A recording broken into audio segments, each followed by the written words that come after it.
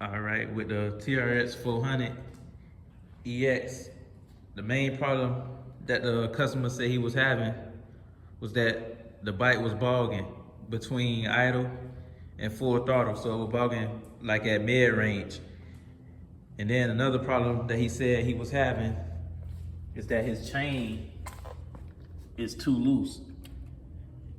And it looked like his chain is definitely missing three bolts. So his sprocket only holding on by one bolt.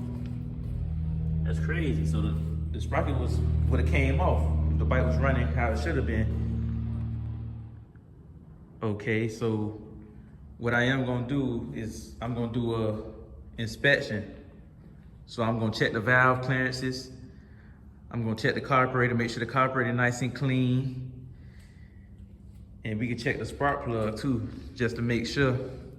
So what I'm gonna do is take off the gas tank, the seat, the front plastics, so we can see everything, and then we're gonna go from there.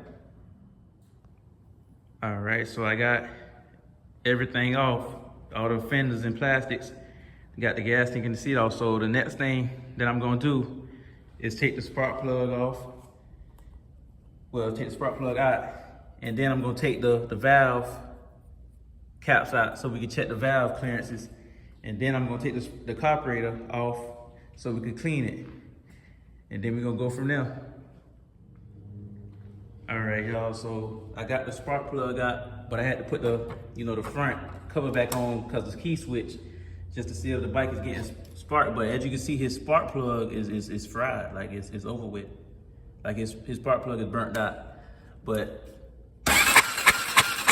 as you can see, the bike have good spark. So the first step is definitely gonna be changing out this burnt spark plug out.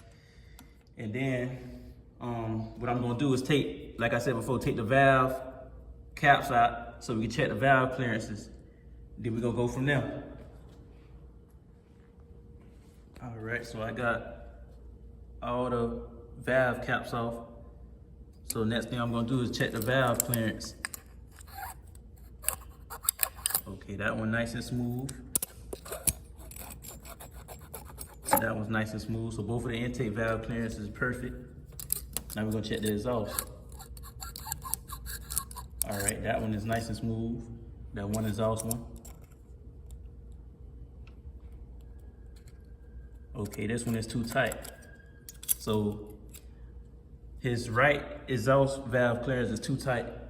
So I'm gonna adjust this valve, and then so we can get some clearance, we're gonna go from there.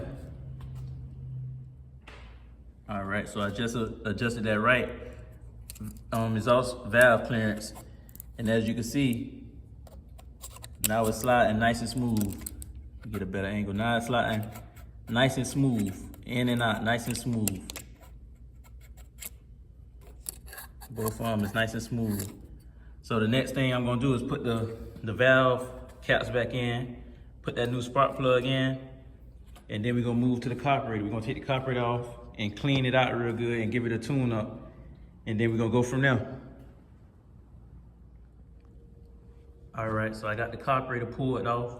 So the next thing I'm gonna do is pull the carburetor bowl off so we can pull out the float and all the jets so we can blow through all the holes in the carburetor. And then we're gonna go from there. Okay, so I got all the screws loose for the carburetor bowl. And another thing I noticed, he missing a screw right here, so I'll go ahead and put another screw in there. So next thing I'm gonna do is just pull the bowl off. Okay, and there go the float right there. So next thing I'm gonna do is pull the float off, and then pull all the jets out, and we're gonna go from there. All right, y'all, so I got the float out and all the jets out. So next thing I'm gonna do is just blow through the whole carburetor, all the holes. Then I'm gonna blow through the jets.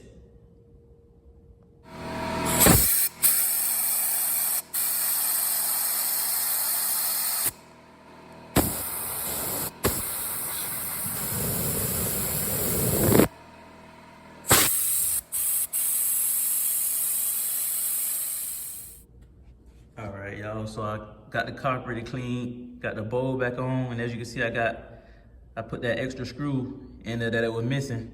So now he have all the screws and he don't gotta worry about gas leaking out his carburetors. So next thing I'm gonna do is put the carburetor back on, and then we're gonna check his oil, make sure he got enough oil in it, and then we're gonna go from there.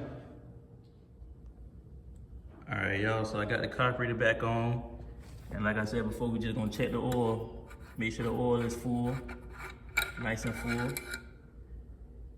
And as you can see, he definitely got good oil. Definitely nice and full. So the next thing I'm gonna do is put the gas tank on, then start putting the plastics and everything else back on the seat. And then we're gonna go from there. All right, y'all, I got everything back on, and a couple things I wanted to just show y'all is that he had zip ties throughout his whole, like all his plastics. He didn't have no screws. This is my first time seeing that, but I replaced all the zip ties with, you know, with locks and screws. Everywhere you see a screw at, that's where he had a zip tie at. And I don't like zip ties. So yeah, I went ahead and replaced everything, put bolts everywhere, so his fender won't, you know, the zip ties won't pop and his fenders come off. And then on this side, I put brand new screws on his sprocket, because he only had one screw holding his sprocket. And then I adjust the chain. The chain is nice and tight. So the next thing we're gonna do is see if it had a V-touch, then we're gonna go from there.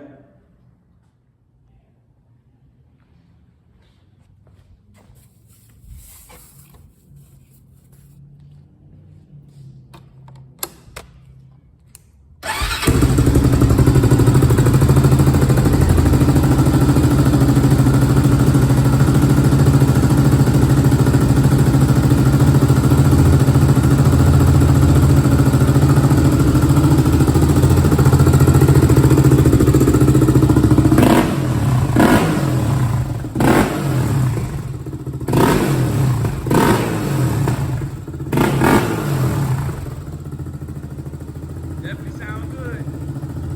Don't have no bogging, no more bogging. Got a nice idle. Definitely got that V-touch.